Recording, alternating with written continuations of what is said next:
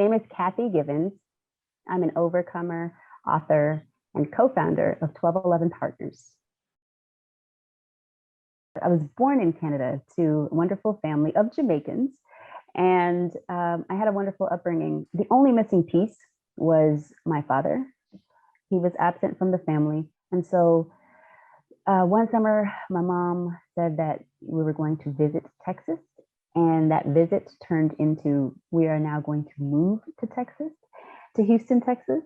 And that was huge. Honestly, that was the second vulnerability, right? The first was a fatherless home. The second was moving to a big new country. And it was after high school that I went into a college, my first year of college, me and my mutual friend. And one of those friends went to a talent show and she had a blast. She came back and she was like, oh my goodness, I met these guys, this band, and they're so talented and they're great.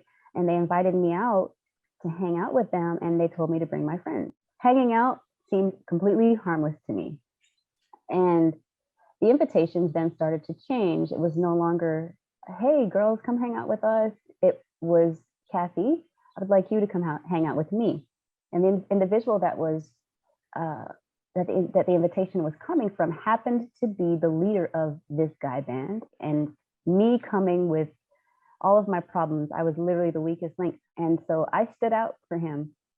And he made me feel like I was wanted. Eventually, he made me feel like I was loved. And it was at the end of that year or so that he was like, well, I would love for you to be a part of my team. I'm building this record label. By the time the end of the year came, anything that he would have asked me to do, I would have done it, because this trauma bond, it was so strong. And the night that we get to Dallas, literally, what I used to say is he turned into a monster. But what really happened was I was able to see him for the first time for who he was, who he truly was.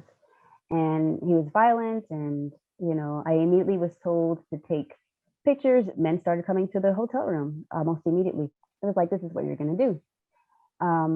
And, you know, it got really bad, being essentially raped in the room multiple times, but then also being put out on the street. And so I was trafficked through brothels, strip clubs, the streets, hotels, motels, people's houses, house calls. For me, it was moment by moment, minute by minute survival. And this went on for almost a year.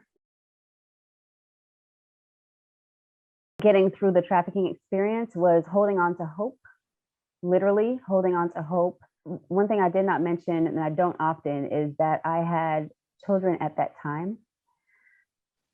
So my children, and you know, they were with family, and knowing that I really desired to be a good mom, because my mom was a wonderful mom, wonderful single parent, and I really wanted to be that. They gave me hope, so it gave me something to live for.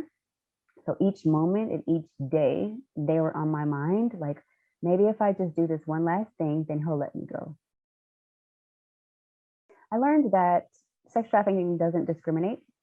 I learned that it doesn't matter what walk of life you come from, that bad things can happen. I was very dumbfounded to like how many community members that I was engaged with while I was in that situation, and no one knew how to help me. Like I wasn't in their doors screaming like I'm being trafficked, but I clearly had problems and I was not okay. And that's why I'm such an active advocate in the field of anti-trafficking today, because it's a part, number one, it's a part of my healing journey to give back and to help and to use my experience to help bring awareness and educate others. So if I can reach them and prevent someone else from going through the heartache and that I went through, or experiencing the type of trauma that I went through, if I can help a family member to help their loved one, if I can help teachers identify kids in classrooms, if I can help social workers, if I can just help, then all of that I experienced was not in vain.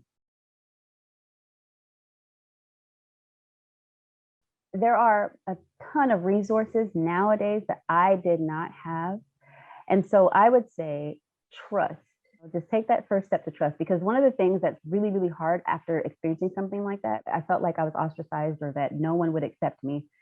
And so trusting the community is hard. Trusting society again is hard. The same people that participated in harming you you have to now come back and say, okay, I trust you. Now we have people that are willing to say, I see you and I'm willing to help you. Your story's not over. It doesn't end there. And you're not a product of what you've been through. This doesn't define who you are.